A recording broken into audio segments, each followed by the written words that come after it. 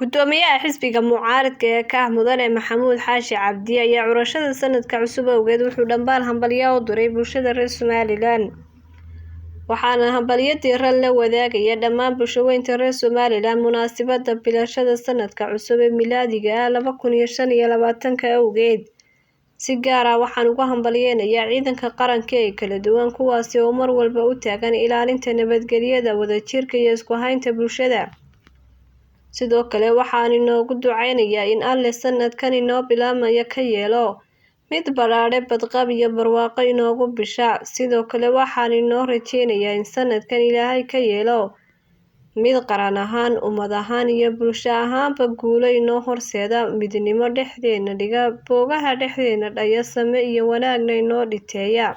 Ugu dambeyn waxaan u hambalyeynayaa taageerayaasha xisbiga ka ah oo sanadkii 2024 uu ahaa sanad halgan oo guulo weyn ku suntanaa. Waxaan leeyahay guuleysta meel kasta oo ay ku sugan yihiin, ayuu yidhi Gudoomiye Maxamuud Xaashi.